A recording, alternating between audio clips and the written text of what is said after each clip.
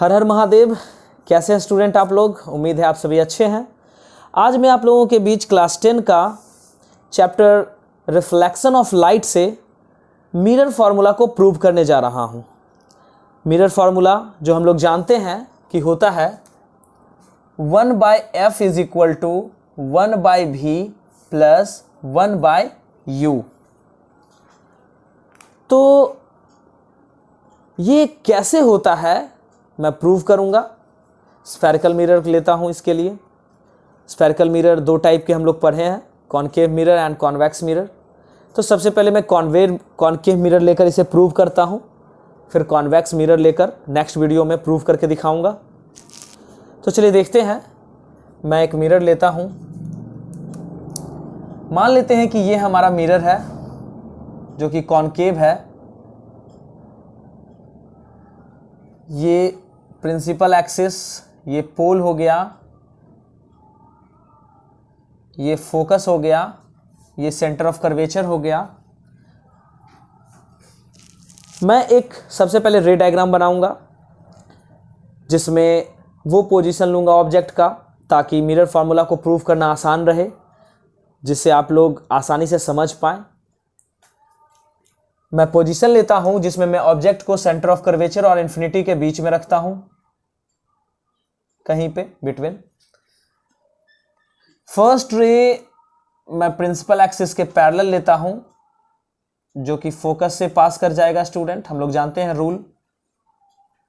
Second रे को मैं सेंटर ऑफ कर्वेचर से पास करा कर लेता हूं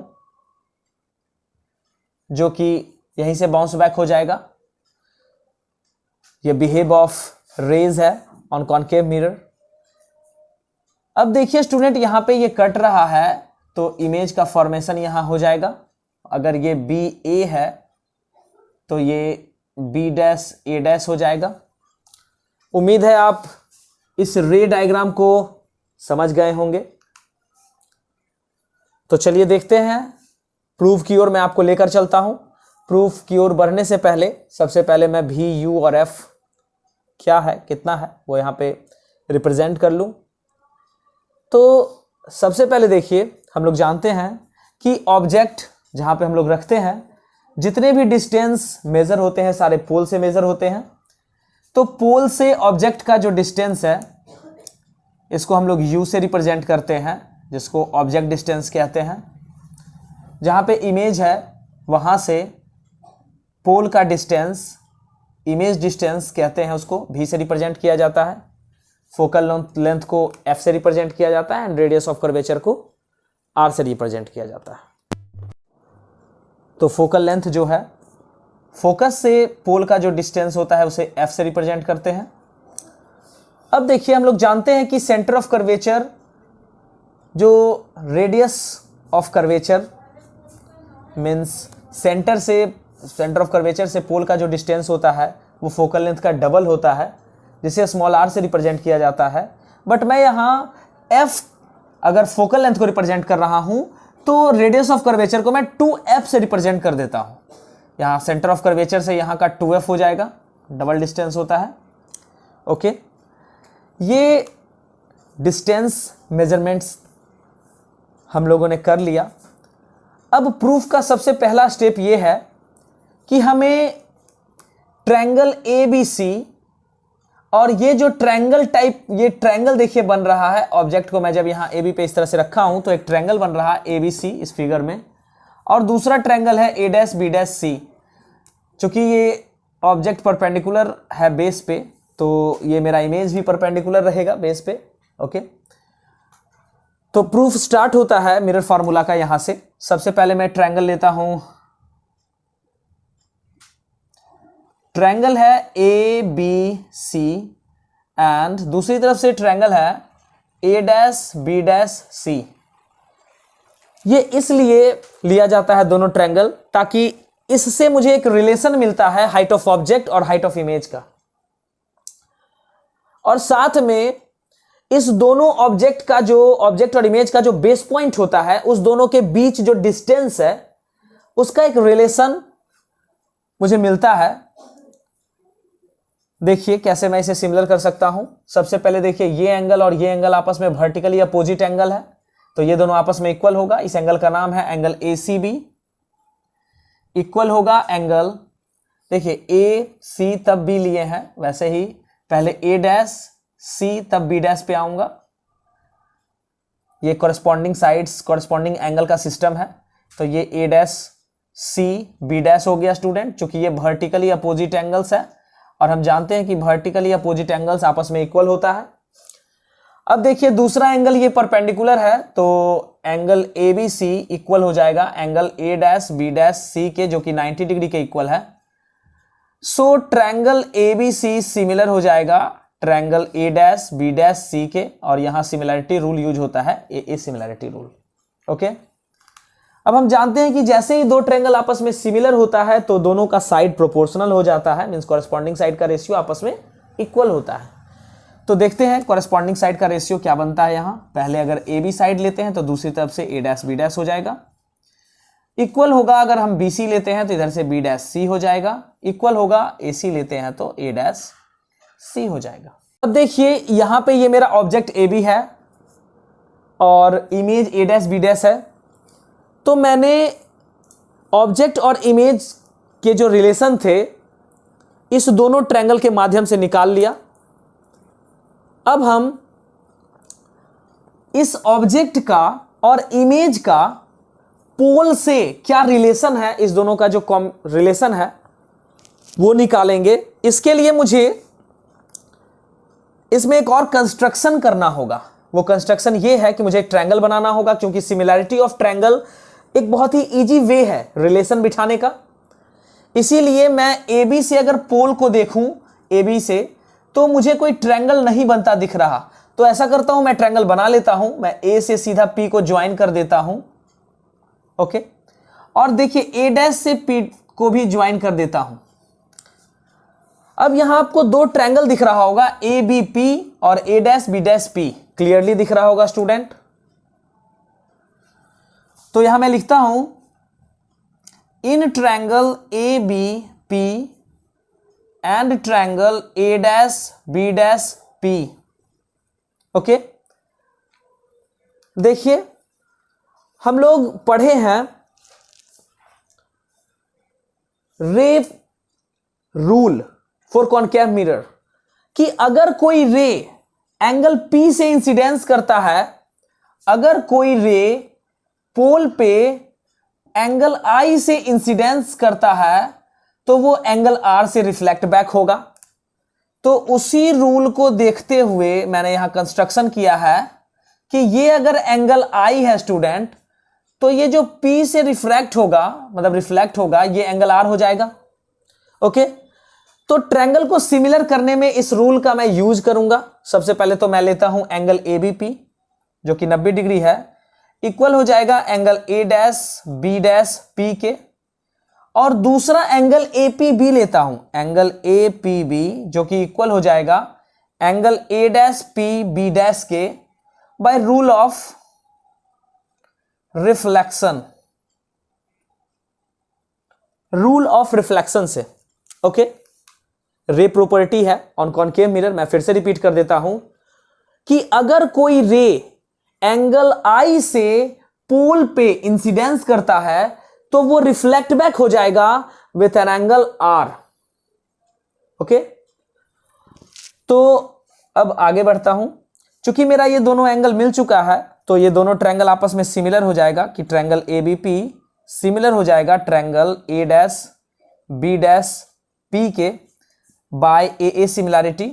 अब जैसे ही दो ट्रायंगल आपस में सिमिलर होगा स्टूडेंट, तो साइड प्रोपोर्शनल हो जाएगा, कॉरेस्पॉन्डिंग साइड प्रोपोर्शनल हो जाएगा। तो देखिए फिर से मैं लिख सकता हूं कि AB by A' B' equal हो जाएगा BP by B' P equal हो जाएगा AP bye A' P।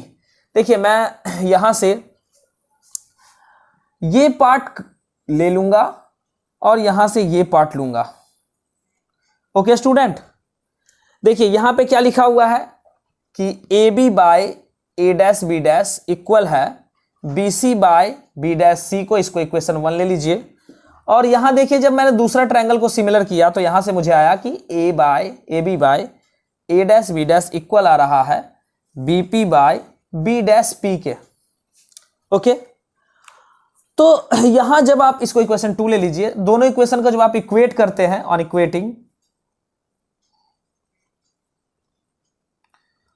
Equating equation 1 and 2 we get, हम लोगों ने ये पाया कि एक साइड इक्वल है, दैट्स वाई दूसरा साइड भी आपस में क्या हो जाएगा, इक्वल।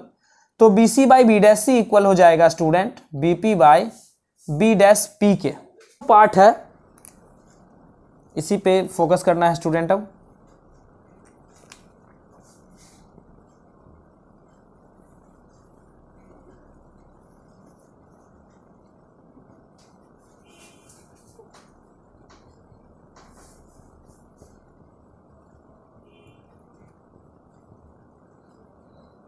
देखिए मैं लिख लेता हूं यहां पे साइड में कि B C by B dash C equal है B P by B dash P के। ओके, अब आप फिगर को भी फोकस करें तभी आपको समझ में आएगा, अदरवाइज नहीं। देखिए बीसी कहां है, यहां से यहां तक है बीसी, तो बीसी के लिए मैं लिख सकता हूं क्या, पूरा बीपी माइनस सीपी।